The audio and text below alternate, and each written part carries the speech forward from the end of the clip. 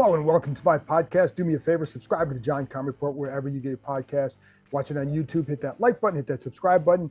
You can find us there as part of Ampire Media, Ampire. Always much appreciated when you tune in. And don't forget, you can read my work on ESPN.com.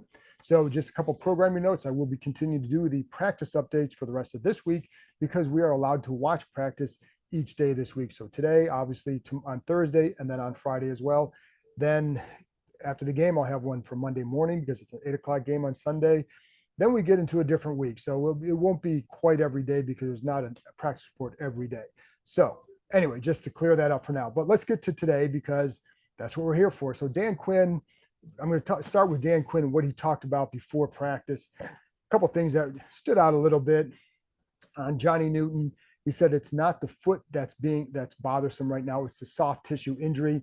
So they want to try and ramp him up in terms of what he's doing off to the side by the end of the week and maybe get him involved into practice next week. I don't know to what extent. I think there's still some optimism that he'll be ready before the start of the season.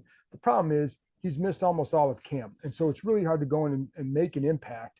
Even if you're back for that time, it's hard to go in and play to the level you need to if you're just coming back at it because he missed all of spring. He's missed most of the summer. It's asking a lot for him to go in there and play anything, do anything of substance because it's too hard as a rookie. So he may be back, but it's still going to be a little while before we see what this guy can do because just haven't seen anything yet. So that's one thing. And then Brandon Coleman, just as an injury thing, did go through some individual drills or did go through individual work. And then once it was full team work, all working off to the side. So he was back in his uniform and all that, but just not a whole lot there. So I think by the end of this week, the plan is for them. They're hoping that he can be more full by the end of the week. Another guy, like the difference here is that he's at least gone through the spring and then the early part of the training camp, first couple weeks of training camp. Still a lot of time to miss for a guy that they were hoping would start at left tackle. The helpful thing here is that while Cornelius Lucas is not a long-term answer at this position, he has certainly shown he's capable of being a short-term solution and can get them through a few weeks before it just to see what Coleman can do. But the hard part for Coleman, we don't know what he can do against another team because we haven't seen it. So seen him in practice, has looked pretty good, but we don't know what he can do when facing pass rush from other teams. There's so much more to learn. And that's why I think it's going to take a minute, but they're lucky in that Cornelius Lucas is on the roster because he can at least get you through until they feel Coleman is ready. And then we still don't know what will Coleman look like when he actually does get in there. The other couple things that also Quinn talked about, Tyler Owens, he said it was cool to see him absolutely empty the tank Saturday night. Kid's been doing that all camp. So I'd be really surprised if he doesn't make this roster at this point. That leads into this one where Quinn said that the two position groups that have stood out to him so far in terms of quality of depth and all that and the competition, tight end and safety. And I think one of the reasons safety is interesting because if you've noticed, Dominique Hampton is now working a lot more at linebacker starting late last week. I think that's because the emergence of Owens. I don't think they want to cut Owens, so you're going to probably keep him there. And then one way to help Hampton make the team is maybe by working him a little bit more at linebacker. He can play both, but I think that's more his avenue to get on here because I'll be honest, I don't know that if they're only keeping, let's say they only keep 5 safeties. I don't think Hampton earned a spot on that. If he made it, it would have been, he's a draft pick.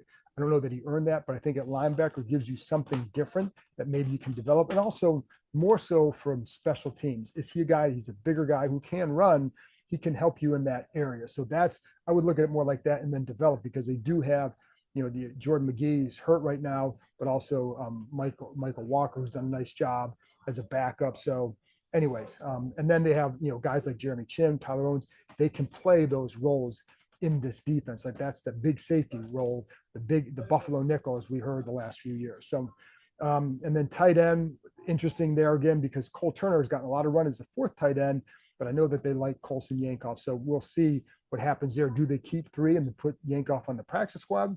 Maybe that's a reason why he's not getting a ton of action at tight end in some of these games. Or do they keep 4 and still put Yankoff on there or put him on? I think it's something that's going to be interesting to watch next week when the final cuts are made. Obviously, Ertz, Bates, and then Ben Sinnott are the locks. The other thing that Quinn talked about, and he's talked about this before. One of the things he said, and this is something I kind of like that he does, because he said there was one of the receivers was working on his footwork as the wind blows through here, was working on his footwork, and then noticed and in a drill before the game, at some point before the game, and then in the game you see him execute that at the top of the route. And those are the kind of things that Quinn likes to emphasize to the team in film sessions, and he did so here. So I like that he does that. He's done that other times. I just think it's a good thing to point out, hey, this is what you're working on, and this is the result of that. Like you did it here, and it showed up here. That's what you want to connect that situation. And then the other thing he did, he was talking about, the value of how special teams plays a role in these final roster spot decisions. And during his answer, he referred to Jeremy Reeves as, quote, a first level player in that area. So hard to imagine you get rid of a first level player, but and I don't, because I just think safety is going to be really interesting if they only keep 5. Maybe they keep 6. So there are probably 6 who warrant a spot, and I would include Derek Forrest, Percy Butler in there, along with Quan Martin, Jeremy Chin, and obviously Jeremy Reeves. So, and then Tyler Owen. So you could make a case for 6, but if they only keep 5, then it gets really tough. You're going to lose somebody that you don't want to. All right, let's get to the practice field. So for the first offense, wasn't a very good first series in 11-on-11, where Jayden Daniels was a little bit off. The first pass batted by looked like John Allen. Second one, Bobby Wagner almost picks it off. Now in the third throw, you saw the value of what Daniels can do.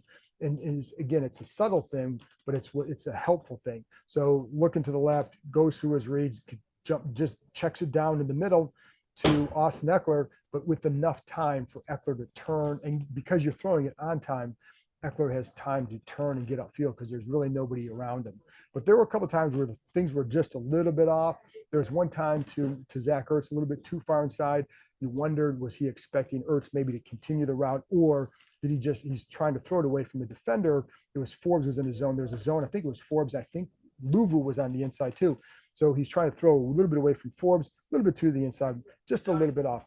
And then, he did have, again, I told you to point out the one to Ekeler, and I'll get into a little bit more of what he showed in a minute, but that was just the first series.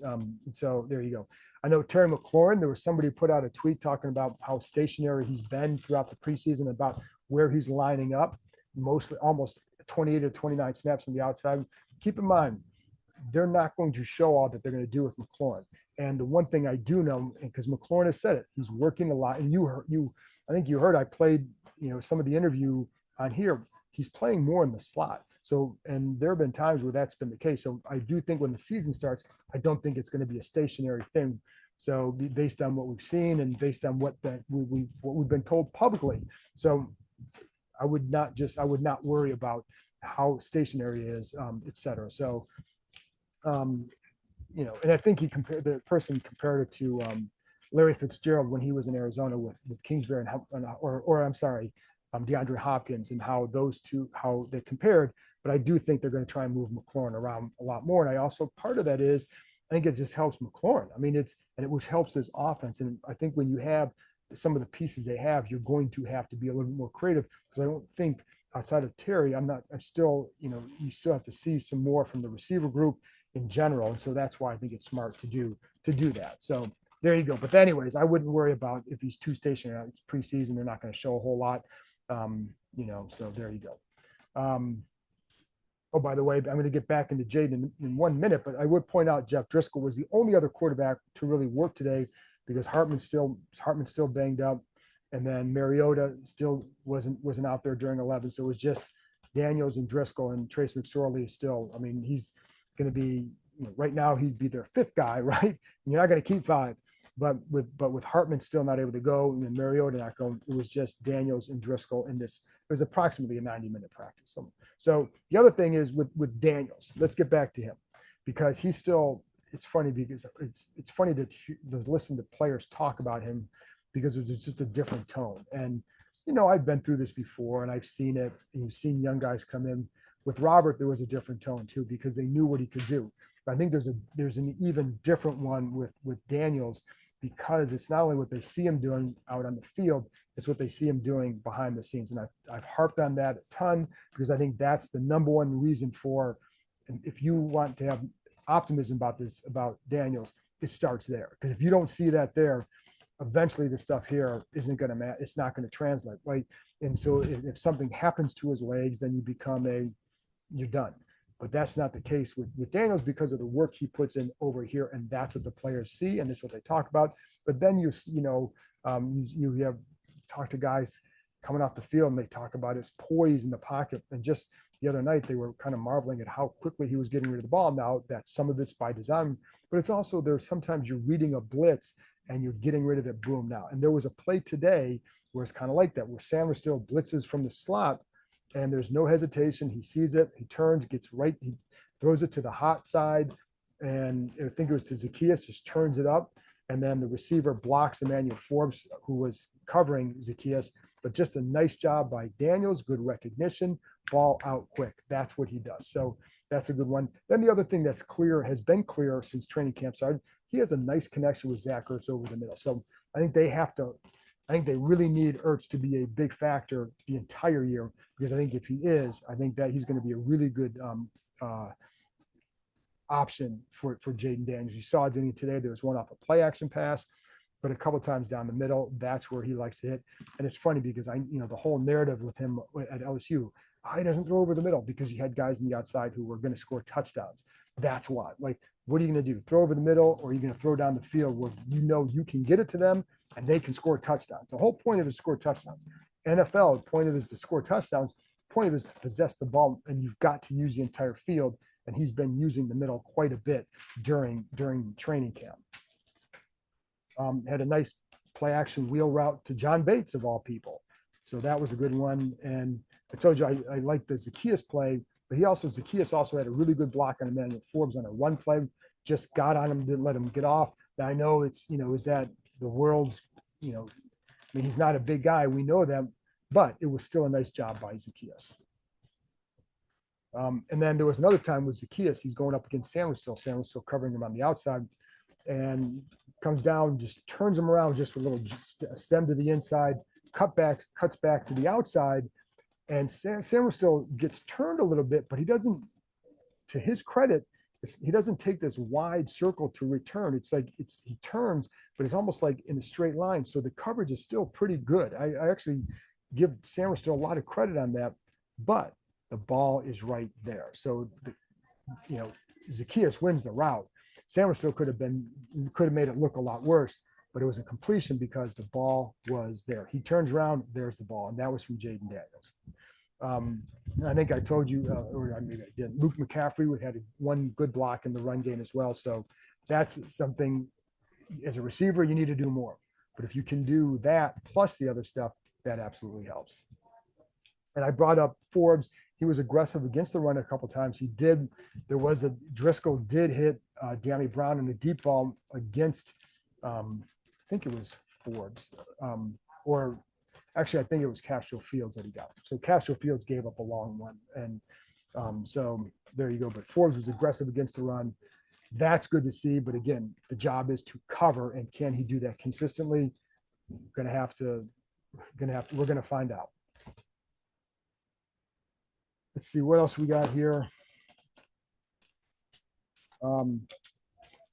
Kaz Allen, they clearly see something in him here and clearly are trying to see if he warrants a roster spot. Right now, you're doing that with all 90, of course, but they're definitely giving him some different looks. And we saw it in the game, lining up in the backfield. Well, they're continuing to do that here, and they're doing it against him with starters. So I'm going to be curious to see what happens with him. That fumble was not good the other night. The troubling part to me was he did cover it with both hands, and it was still stripped. But they see something in him that they're trying to tap into, and that quickness. He does have good speed. They don't have a lot of guys that you could consider like a possible playmaker, but he's one of them. And so, I think that's something to watch for sure. Oh, and by the way, it was Forbes did get beat by Brown. Castro Fields got beat by Byron Pringle by a few yards. So and it was just a good ball from Driscoll as well. But anyway, just to clear that up. So then the other part, I think I told you that I saw a matchup with Samerstill in the slot against McLaurin. I told you McLaurin has been working some of there in the slot against Samerstill, runs a little kind of a wheel route. Ball could have gone there easily. Samerstill was with him, but I think I'm going to give Terry McLaurin a shot on that play. Ball went elsewhere on that play. So anyway, a couple other news and notes and nuggets. Ricky Stromberg worked at left guard, center, and right guard. So they're clearly trying to see what can he do. That's a big decision to make there. Third round pick a year ago, had the injury, and I can't say that he's been standing out. I thought last year you saw a little bit more, but that injury was kind of a bad one. Riley Patterson, place kicker, only guy in camp right now, 5 for 6, missed one from 53 or 53, 54, hits one from 58. I still think that the next kicker, they're going to, if you're them, like, how do you not look at another guy, another roster? I don't know that one game is going to be enough to change their minds based on he's been inconsistent throughout camp. Now, again, Thursday in Miami, that's fine. The game 2 for 4. So that's what you're going to go on. Martavis Bryant, minimal action today, got in there with some reps, didn't do a whole lot. And then, then it's funny, like Zacchaeus also, they working on punt returns as they do every time. But I'll be curious to see what happens there because Jamison Crowder has not gotten any work there. Well, they know what he can do. They have to see what others can do. Zacchaeus would be an interesting guy there. They work Jahan Dotson there. This is now the third year in a row that he's worked on punt returns. We haven't seen him out there yet, but they know what Crowder can do. And so Zacchaeus has to show that if he wants to be that guy, he can do that, catch it consistently and securely. And there was one time today where he's kind of backing up and he catches it instead of catching it like almost like a basket, right? He reaches his hands are above his head and catches it that way. Not the ideal way to catch it. And his other against the Jets had a couple of times where I felt like it wasn't as smooth as you want. The returns were good, but the catch needs to be a little bit more smooth, I guess. And that's where Crowder offers it. When you watch him do it, he's smooth with it. So, I do think they can both have a spot on this roster. I think a guy like Pringle can too, because he's a guy that he can return kickoffs. So, and the last thing is sometimes after practice, first of all, by the way, that new field is now it's done, right? The turf field is done. They have a grass field in there. It's done. But after practice, guys stick around to do things. And I'm watching like Castro Fields and Mike Davis. Mike Davis was talking to Castro Fields a lot. They're just kind of by the goalpost. And there's at the base of the goalpost, they're going, or you can see Davis talking to him about some hand placement, footwork, whatever. So then after that, they kind of spend a few minutes just working on their footwork and then jamming with their left hand or jamming with their right hand. Because a lot of times you're not putting both hands on the guy all the time. You're putting one hand on to kind of try and shift where you want him to go and to help your leverage. So they were working a lot on that. So just little things that you see, then how does that play out in games? Because I think obviously Castro Fields has a good shot to make this roster, especially if they keep 6 corners. So we'll see what happens there. Anyways, that's my practice report from today. Appreciate you tuning in. I'll be back on Thursday with another practice report. So I'll talk to you next time.